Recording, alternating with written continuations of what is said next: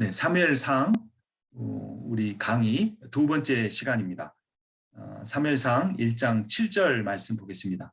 매년 한나가 여호와의 집에 올라갈 때마다 남편이 그가 참해 분인나가 그를 격분시키므로 그가 울고 먹지 아니하니 그의 남편 엘가나가 그에게 이르되 한나여 어찌하여 울며 어찌하여 먹지 아니하며 어찌하여 그대의 마음이 슬프냐 내가 그대에게 10 아들보다 낫지 아니하냐 하니라. 그들이 실로에서 먹고 마신 후에 한나가 일어나니 그때 제사장 엘리는 여호와의 문설주 곁 의자에 앉아 있었더라. 분인나가 한나를 격분시키는 이유가 두 번 등장합니다. 그렇죠? 그래서 매년 그같이 하매라는 이제 7절 말씀을 먼저 보면 엘가나가 분인나보다 더 사랑하는 한나에게 분인나에게 주는 것보다 2배의 몫을 주었죠. 이것은 율법을 뛰어넘는 편애였습니다. 그것 때문에 일단은 분인나가 화가 나서 자기 남편한테는 어떻게 할 수 없잖아요. 그러니까 한나에게 이제 막 격분을 시켰던 거죠.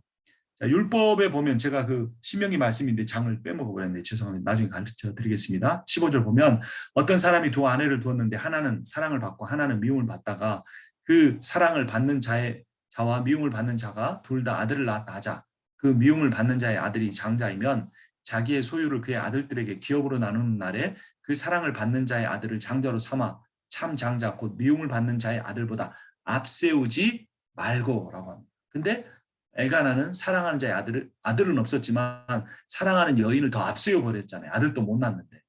그래서 17절 반드시 그 미움을 받는 자의 아들을 그러니까 분인나의 아들을 장자로 인정하여 자기의 소유에서 그에게는 2 몫을 줄 것이니 그랬어요. 그는 자기의 기력의 시작이다. 장자의 권리가 그에게 있습니다. 엘가나가 한나를 얼마나 사랑했으면 유월절, 초막절, 그 맥추절을 뛰어넘는 매년제의 제사를 드릴 정도의 믿음 있는 사람이 이 신명기의 말씀을 몰랐겠습니까? 잘 알았겠죠. 근데 이 말씀을 어기며 정반대로 한나에게 2 몫을 줬고 그 2 몫을 주는 그 행동이 이 분인나로 하여금 분노하게 했고 분인나는 그 분노를 남편의 사랑을 독차지하는 한나에게 쏟아 부었던 거죠. 그리고 또 하나의 이유는 뭐였습니까? 우리가 앞 시간에 살펴본 대로 5절과 6절에 여호와께서 한나에게 임신하지 못하게 하셨으므로 격분하게 했던 거예요. 그러니까 이게 뭔가 영적인 기류가 있었던 거예요. 아니면 당시에 워낙 그 재정일치 사회잖아요. 종교와 정치가 일치하는 사회였기 때문에 아들 못 낳으면 하나님이 그 사람을 저주했다. 이런 기본적인 인식이 있었을 거예요. 그래서 분인나가 무슨 영성이 뛰어나서 하나님 큰 뜻을 가지고 한나에게 임신 못하게 했다는 걸 깨달았다기보다는 아이 못 낳으면 하나님 너 태를 막은 거야. 아이 낳으면 하나님 복 주신 거야. 그러니까 우리가 이 복과 어떤 그 화의 개념이 이렇게 기계적이 되면은 안 되는 거죠. 분인나는 그런 기계적인 축복론을 가지고 한나를 괴롭게 했던 겁니다. 그래서 이 분인나의 이런 강팍함은 하나님이 바로의 강팍함을 내버려 두심으로써 오히려 이스라엘 백성을 바로가 다스리는 이집트에서 구원해 내신 그 사건을 떠올리게 합니다. 그래서 하나님이 분인나의 강팍함을 막지는 않으셨지만 그 분인나의 강팍함으로 인해 한나가 마음이 괴로워하고 눈물을 짓다가 하나님 앞에 통곡하고 기도해서 그 기도를 통해 하나님을 만나고 그래서 결국 그 기도를 통해 태어난 사무엘이 사울을 세우고 다윗을 세우고 다윗이 이스라엘을 위대한 국가로 만들고 다윗의 후손에서 예수 그리스도가 오게 하는 거예요. 그래서 하나님은 강팍하게 만들지는 않으세요. 이거 히브리어로 보면은 다 강팍함을 내버려 뒀다 그러는 거예요. 바로에 대한 것도 우리가 번역을 잘못해서 그렇지 강팍하게 만든 게 아니라 강팍함을 내버려 두신 겁니다. 근데 사실 내버려 두신다는 게 가장 무서운 심판이기도 합니다. 그래서 이제 이 한나는 견딜 수가 없죠. 분인나가 괴롭게 하는 것도 있지만 정말 하나님이 나를 저주하신 것일까? 하나님이 나의 태를 정말 닫으신 걸 내가 잘못했기 때문일까라는 그러한 마음과 함께 분인나의 괴롭힘과 함께 마음이 힘들어서 이제 울고 있고 음식도 안 먹으니까 남편이 어찌하여 이렇게 3번씩이나 표현을 합니다. 엘가나도 답답하겠죠. 그래서 내가 10 아들보다 낫지 아니하냐 뭐 이런 말까지 하면서 어찌하여를 3번씩이나 얘기합니다. 근데 엘가나는 이 한나를 사랑하기는 했지만 그녀의 마음을 다 이해하지는 못했던 겁니다. 자, 여기 이제 목사님들이 잘 보셔야 돼요. 남자와 여자의 차이. 저도 잘 못하지만 신학적 접근이니까 저부터 회개하는 마음으로 보려고 해요. 자, 그러니까 이 엘가나가 한나를 위로하면서 하는 말을 잘 들어보신 게 실수예요. 내가 10 아들보다 낫지 아니하냐라고 말했다는 거는 한나가 울고 밥도 안 먹고 하는 이유가 뭐 때문이라는 건 알고는 있어요? 아이를 못 낳으니까 그게 괴로운가 보다. 여기까지는 눈치가 있어요. 그런데 이 엘가나가 어떻게 말했으면 더 좋았을까요? 내가 당신 사랑하는 내가 당신에게 두 몫을 주는 이 경제적 능력 있는 내가 10 아들보다 낫지 않냐가 아니라 당신이 10 아들보다 낫다 이렇게 말했으면 얼마나 좋을까요? 여러분 어떤 게 더 멋있는 말인 것 같아요? 중심이 누구한테 있어요? 지금 엘가나의 말은 자기한테 있어요. 내가 뛰어난 사람이니까 너 슬픔 극복하고 일어나 이렇게 말하는 거죠. 근데 상대에 대한 세계관을 바꾸면 당신이 나는 10 아들보다 더 나아. 그러니까 당신이 아들 안 낳아도 난 당신 사랑해. 이렇게 말했으면 한나가 좀 더 위로를 받았겠죠. 뭐 이렇게 말했든 저랬든 말했든 남편으로서는 더 부족할 수도 있고 나을 수도 있지만 이게 어떤 그 하나님과 한나의 관계에서 해결해야 할 또는 이스라엘이 해결해야 할 어떤 문제를 다 극복할 수 있는 것은 아니었습니다. 그래서 우리가 대화할 때 화법을 나 중심의 세계관에서 상대 중심의 세계관으로 바꾸어 가서 말하는 게 매우 중요합니다. 그래서 엘가나의 문제는 뭐냐? 한나를 사랑했지만 한나의 고통은 몰랐던 겁니다. 여러분 진정한 사랑이란 뭘까요? 내 감정이 막 뜨거워지는 걸까요? 막 그 사람만 보면 마음이 막 이렇게 뭐랄까 설레고 두근거리고 뭐 이런 걸까요? 성도들에 대한 것도 마찬가지죠. 성도들만 보고 막 설교하고 싶은 마음이 생기고 성도들에서 기도하면 막 방언이 나고 뭐 이런 걸까요? 물론 그것도 사랑이죠. 근데 이 엘가나와 한나의 관계에서 보는 진정한 사랑이란 상대의 고통에 대해서 민감한 겁니다. 왜 우느냐? 어찌하라고 따지듯이 묻는 것이 아니라 얼마나 괴로우면 그럴까? 당신의 괴로움이 무엇인지 알고 싶다. 이렇게 열린 대화를 했더라면 참 좋았겠죠. 그래서 진정한 사랑이란 상대의 마음을 아는 것이다 라는 겁니다. 근데 이게 이성 간의 문제가 많이 아니에요. 에베소 5장에 보면 남편과 아내의 그 사랑을 남편은 아내를 자기 몸처럼 사랑해라. 아내는 남편을 교회가 그리스도께서 복종하는 것처럼 복종해라. 이러한 그 부부 간의 관계가 영적인 관계인 걸 볼 때 그래서 우리의 부부 관계도 가장 치열한 영적인 훈련의 관계예요. 뭐 이런 생각이 들 수도 있어요. 뭐 다른 사람은 사모님 정말 뛰어나신 분이라고 목사님은 사모님 때문에 목회하시는 뭐 이렇게 말하지만 집에 와서는 아내가 조금만 더 잘해 이렇게 이런 부분을 보완해주면 좋을 텐데라고 생각이 들 수도 있어요. 근데 사실은 사모가 남편을 돕든 목회자가 아내를 돕든 간에 그 관계에서 부부관계로 멈추는 것이 아니라 그 관계가 하나님과 나와의 영적인 관계를 깊이 들여다보는 하나의 바로미터라는 걸 알아야 돼요. 대단한 설교를 잘하거나 사람을 수백 명을 감동시키는 설교보다 방언의 기도보다 대단한 어떤 병고침의 어떤 은사보다 더 중요한 건 뭐냐면 부부관계를 통해서 깨닫는 영적인 원리예요. 그래서 결국은 내가 하나님을 사랑하느냐는 내가 목회자 부부 간의 배우자에 대한 사랑하고 정확하게 일치합니다. 그래서 부부 사이에 영적인 대화가 없고 부부 사이에 서로의 아픔을 이해함이 없다면 아무리 내가 대단한 사역을 하고 있어도 그것은 겉모습일 뿐이에요. 물론 하나님 그렇게 사용하십니다. 그는 그렇게 사용하실 뿐이지 그 사람이 하나님과의 신앙의 인격이 그렇게 깊어지는 것은 아니에요. 그래서 지금 이 엘가나의 문제는 그 한나를 해석하려고 하는 거예요. 내 입장엔 도저히 이해가 안 되는. 그게 남자는 문제 해결하려고 하잖아요. 어떻게 하면 너 슬픔이 없어지래? 어떻게 하면 될까? 문제 해결하려고. 근데 여자는 그 자기의 상황을 그대로 이해해 주기를 바라는 거죠.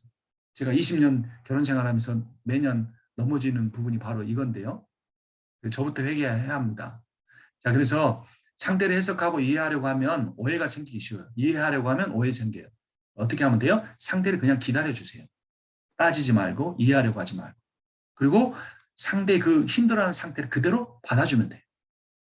그대로 받아주면. 그게 더 좋은 상태로 만들려고 하지 않고. 엘가나는 참 좋은 남편이었어요. 요즘 시대에도 이런 남편은 없을 수 있어요. 하지만 그 수천 년 전에 어떻게 뭐 거기서 더 깊이 나갈 수 있겠습니까? 근데 하나님 나라의 원리는 그런 깊이까지 보게 해주는 겁니다. 한나는 결국 분인나와 갈등도 견딜 수 없었고 자신을 완전히 이해해 줄 수 없는 남편이 최선을 다하지만 남편이 다 해줄 수 없는 그 부분을 이제 해결하기 위하여 9절에 보면 그 자리를 박차고 일어납니다. 그래서 일어선다라는 표현이 9절에 나오는데 그 9절 끝부분에 보면 엘리 제사장이 의자에 앉아있다라고 하는 표현이 나와요. 그러니까 정말 성경은 얼마나 멋있는지 몰라요.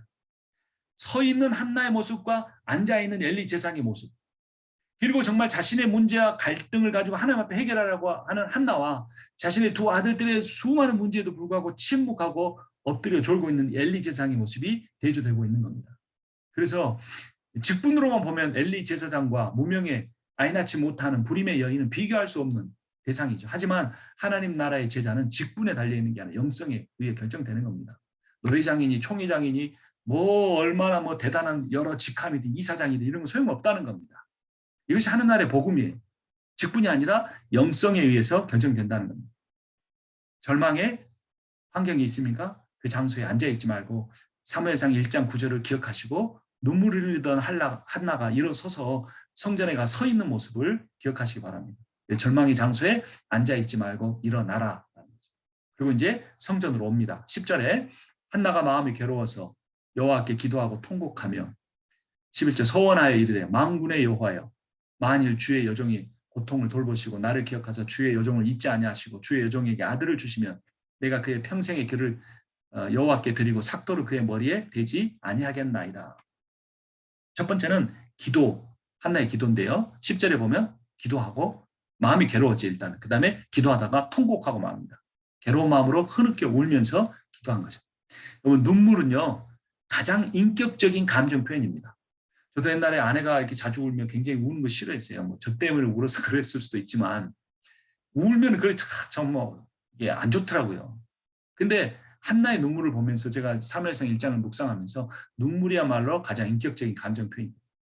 저도 이제 68년생이고 50 한국 나이로 4시나 5시 되는데 이제 막 눈물이 무슨 작은 일에도 나오려고 그래요. 갱년기의 눈물이 아니고 정말 하나님 앞에서 목회자가 강한 척하지 말고 울 수 있어야 돼요.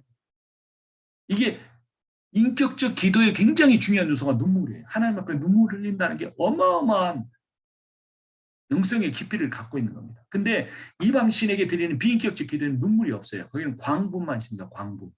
열왕기상 18장 28절에 엘리야가 그 산에서 대결하는 거잖아요. 근데 이방인 제사장들이 이렇게 합니다. 이에 그들이 큰 소리로 부르고 그들의 규례를 따라 피가 흐르기까지 칼과 창으로 그들의 몸을 상하게 하더라. 막 외치는 거죠. 끝없이 하늘에서 불이 내려와 그 재물을 태울 때까지 몇 시간을 했던 겁니다. 그리고 우리는 영성을 이런 걸로 착각합니다. 그러니까 샤머니즘의 특징은 뭐냐면요.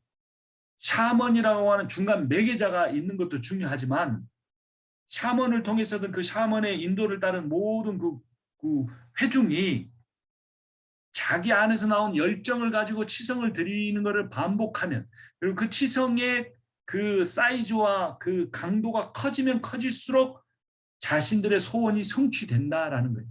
근데 놀랍게도 한국 교신교에 이런 기도의 개념이 들어있어요. 그러나 한나는 말없이 눈물을 흘립니다. 그리고 입을 열 때는 그 소리가 너무나 작아서 들리지 않을 정도로. 그래서 소리가 들리지 않고 입만 움직이니까 술 취한 줄 알 정도로. 그래서 한나의 눈물은 2번으로 가면 한나의 눈물은 자기 불임으로 인한 눈물. 7절의 눈물은 그거예요. 자기 불임으로 인한 눈물이었는데 10절에서는 이 눈물이 어떻게 바뀌느냐. 하나님의 불임에 대한 눈물로 바뀝니다. 이게 한나의 영성이고 이게 사무엘상의 영성이고 이것이 구약의 역사서의 영성이에요. 이게 뭐냐면 하나님 나라에 하나님이 겪으시는 고통이라는 겁니다. 그 증거가 뭐냐면 이 10절의 한나의 눈물 이야기 다음에 곧바로 한나가 소원하는 이야기가 나오고 그 소원을 통해 그 아들을 어떻게 하겠다고 말합니까? 하나님께 바치겠다. 삭도를 대지 않겠다고 말해요. 그러니까 하나님 앞에 바친다는 건 어떻게 되는 겁니까? 그 겨우 얻은 아들을 자기 이름으로 이렇게 입적을 해야 자신의 그 불임의 어떤 무능력이 해소가 되는데 하나님께 드린다는 거예요. 그러면 한나가 겪는 불임보다 누구의 불임이 더 심각하다는 거예요? 하나님의 불임이 심각하다는 거예요. 하나님이 애를 낳은 하나님 갑자기 불임 이야기를 하십니까? 그러니까 사람이 많다고 되는 게 아니라 믿음의 아들이 없다는 거예요. 엘리 제사장과 그 두 아들도 완전히 엉망진창인데다가 아무도 하나님 말씀을 기억하고 그 말씀을 따르는 사람이 없었다는 거예요. 하나님이 수없이 말씀하시는데 금성을 듣는 사람이 없었다는 거예요. 그래서 이 한나가 놀라운 여인입니다. 근데 그런 놀라운 영성은 어디서 나오는가? 한나가 갖고 있었던 것이 아니라 견딜 수 없는 고통 속에서 나오는 거예요. 아이를 낳지 못하면 안 되는데 이 수치가 해소가 되지 않는데 내 능력으로 낳을 수 없는 고통과 자신을 계속 격분시키는 분인나와 그리고 그 자신의 불임이 하나님의 저주로 인한 것이라는 견딜 수 없는 아픔, 인간의 연약한 피조물로서는 해결할 수 없는 그 아픔과 시련만이 하나님 나라의 그 놀라운 비밀을 보게 되는 거예요. 한나는 그 울음 속에 갑자기 자신의 처지를 애틋하게 봐달라고 통곡하며 기도하다 갑자기 하나님의 부름이 깨달아진 거예요. 왜냐하면 여러분 뒤에 이야기가 나오지만 엘리 두세상 아들이 막 재물도 마음대로 취하고 해망문에 수정든 여인하고 동침하고 그게 한두 사람만 알았겠습니까? 소문이 들려 엘리의 계획까지 들어갈 정도였잖아요. 그래서 한나는 아들을 주시면 내 부림의 수치를 씻는 아들로 사용하지 않고 하나님의 부림의 수치를 씻는 아들로 하나님 앞에 드리겠습니다. 라고 기도했던 거예요. 내 아픔 속에 내 인생의 십자가 속에 하나님의 진정한 하나님의 아들 예수 그리스도의 진정한 십자가의 고통이 깨달아지는 겁니다. 말로만 신학적으로만 입으로만 고난을 말하는 사람과 예수 그리스도의 십자가의 고난을 말하는 사람과 인생에서 다른 어떤 사람이 당하지 못한 그 큰 고난과 결핍과 소외와 외로움과 그것으로 몸부림쳐본 사람이 어느 날 갑자기 그 고통이 그 십자가의 고통이 하나님의 고통으로 느껴질 때 놀라운 십자가의 능력을 그 복음의 능력을 복음의 지혜를 십자가의 지혜를 깨닫게 되는 겁니다. 그래서 한나가 왜 그렇게 통곡하다가 갑자기 소원 이야기를 한 건가? 소원을 해야 들어주신다고 했다면 다른 걸 했겠죠. 아들을 바치지 않고 뭐 차라리 내 목숨을 바친다고 했겠죠. 재산을 드린다고 했겠죠. 그런데 아들을 갖게 되는 그 기도 제목 성취를 위해서 아들을 드린다는 거는 이거는 모순이 되는 거예요. 그래서 이거는 결국 하나님의 그 불임의 수치를 씻기 위한 것이라는 알 수 있어요. 그래서 한나는 깨달아진 거예요. 첫 번째 뭐가 깨달아졌습니까? 하나님께서 아들을 주지 않으시는 하나님이 나의 태를 막으신 분이라는 것을 알게 된 거예요. 밑으로 가봅니다. 두 번째는 자신의 불임의 수치를 통해 하나님의 불임의 수치를 깨닫게 됩니다. 좀 밑으로 가봅니다. 그래서 한나에게는 아들을 낳지 못하는 수치가 있었고 하나님께는 믿음의 백성을 낳지 못하는 수치가 있었어요. 그래서 한나는 아들을 낳아 자신의 수치가 아닌 하나님의 수치를 씻어드리기를 원했습니다. 하나님께서 우리에게 허락하시는 고통이 하나님이 자신의 고통을 나누기 원하시는 경우가 있습니다. 여러분 그러면 그때 그게 깨달아지면요. 나의 무능력과 나의 어떤 연약함과 결핍은요. 나의 수치가 아니고 영광이 되어버립니다. 왜냐하면 하나님의 고통을 내가 분담하는 거거든요.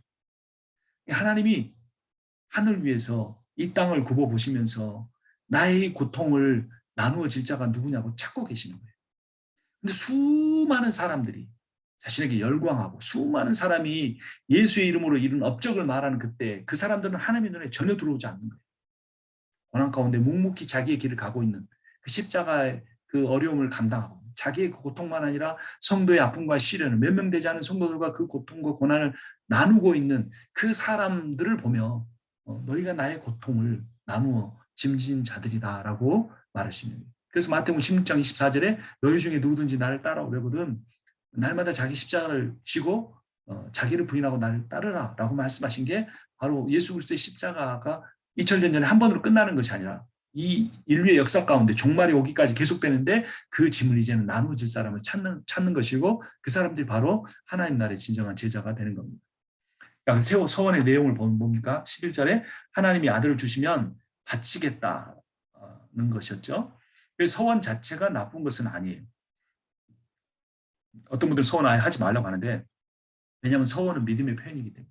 근데 서원을 하지 말라는 이유는 뭐냐면 못 지킬 서원을 하지 말라는 겁니다. 그래서 한 번 한 서원을 어떻게 해라? 반드시 지켜야 한다라는 거죠. 그래서 한나는 정말 이게 지킬 수 있는 서원일까요? 못 지킬 서원일까요? 실제로 만약 10년 만에 아들을 낳았는데 그 아들 젖대자마자 보낼 수 있겠습니까? 저 같으면 못할 것 같아요. 근데 한나는 그렇게 했습니다. 왜냐하면 희망 없는 자의 희망처럼 확실한 것이 없기 때문에 그럼 희망 없는 자의 희망, 소망 없는 자의 소망은 뭘까요? 인생의 소망이 아무것도 없어요. 눈을 씻고 봐도 나에게 소망을 가질 만한 게 희망이. 그런 사람이 하나님께 대해 갖는 소망과 희망이 바로 그거예요. 한나는 정말 아무 곳에서도 참 소망을 발견할 수 없었기 때문에 하나님께만 소망을 뒀고 그 하나님이 불임의 수치를 견디시는 것을 보고만 있을 수가 없었어요. 그래서 소원할 수가 있었던 겁니다. 이것은 만용이 아닌 지혜였어요. 시편 42편 11절 봅니다. 나의 영혼아 네가 어찌하여 낙심하며 어찌하여 나의 속에서 불안하는가. 너는 하나님께 소망을 두라. 나는 그가 나타나 도우심으로 말미암아 내 하나님을 여전히 찬송하리로다. 낙심의 이유는 환경이 어려워서이기 때문일 수도 있지만 낙심의 신앙인의 진정한 낙심의 이유는 하나님께 소망을 두지 않기 때문이다. 그러니까 하나님이 아닌 다른 것을 소망을 두니까 그것이 환경에 대한 소망이잖아요. 자녀든 목회든 건강이든 재물이든. 그래서 그런 것들은 이게 시시각각으로 변한 거기 때문에 낙심할 수밖에 없는 거예요. 질병에 걸렸으면, 또 가졌던 돈을 잃어버리면, 자녀들에게 문제가 생기면, 부부관계가 어려워지면 낙심하는 거예요. 내가 남보다 더 어렵기 때문이 아니고 남보다 덜 가졌기 때문에 낙심하는 게 아니고 여호와께 하나님께 소망을 두지 않으면 우리는 언제든지 낙심할 수 있다는 겁니다. 그런 하나님께 소망을 두면 그 소망이신 하나님께서 우리의 절망과 고난과 결핍 가운데 나타나셔 도와주심으로 우리가 하나님을 찬양하면서 살아갈 수가 있는 겁니다. 이 한나의 기도야말로 이 시편 기자의 기도야말로 온 이스라엘 백성들이 해야 할 기도였어요. 누가 더 행복한 사람일까요? 한나와 브닌나 중에. 브닌나는 아들이 있습니다. 한나는 없습니다. 누가 더 행복할까요? 브닌나는 아들이 있어 하나님께 기도하지 않고 다른 사람을 질투하고 괴롭게 하고 있습니다. 그러나 한나는 아들이 없어 하나님 앞에 꿇어 엎드려 기도하고 있습니다. 브닌나가 훨씬 더 행복한 사람입니다. 그래서 결국 머리에 삭도를 대지 않겠다고 서원합니다. 나실인의 소원, 민수기 6장에 나오는 거죠. 삼손의 머리카락, 여기에 힘이 있는 줄 알았는데 사실 머리카락 다 민 게 아닙니다. 세 가닥만 밀었어요. 이것은 머리카락에 힘이 있는 게 아니라 나실인의 소원, 하나님에 대한 신뢰에서 힘이 나온다는 걸 사사기 13장 5절이 말해주고 있는 겁니다. 그래서 머리에 삭도를 대지 않겠다는 이 표현이 사사기에 이은 룻기에 이은 이 사무엘상에서 나오는 건 한나에게서 태어날 사무엘이 삼손처럼 이스라엘을 구원한 신앙적 영적 영웅이 될 거라는 암시를 주는 겁니다. 자, 그래서 그렇게 소원하며 기도하고 있는데 그 기도하는 장면이 이렇게 엘리가 쳐다봅니다. 12절 그가 여호와 앞에 오래 기도하는 동안에 엘리가 그의 입을 주목한즉 한나가 속으로 말하며 입술만 움직이고 음성은 들리지 아니하므로 엘리는 그가 취한 줄로 생각한지라 엘리가 그에게 이르되 내가 언제까지 취하여 있겠느냐 포도주를 끊으라 하니. 자, 엘리와 한나 서로 뒤바뀌어진 모습이죠. 누가 기도하고 있어야 됩니까? 엘리가 기도하고 있었어야 돼요. 근데 한나가 기도하고 있습니다.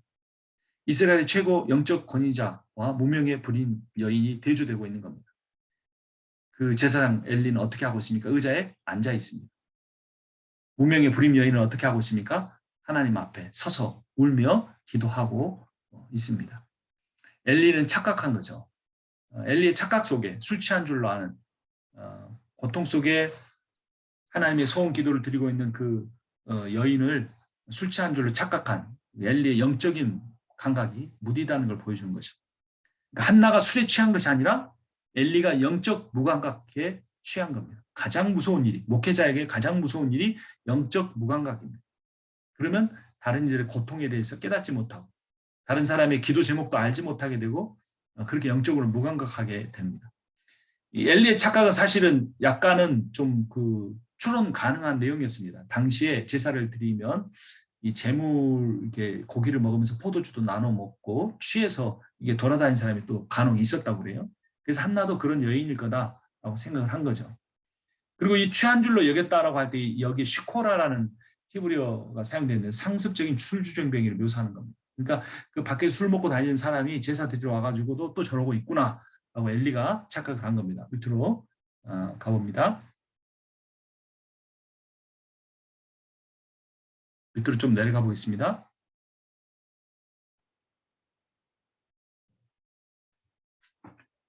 네, 우리 시간도 좀 됐고 잠깐 쉬었다 하도록 하겠습니다.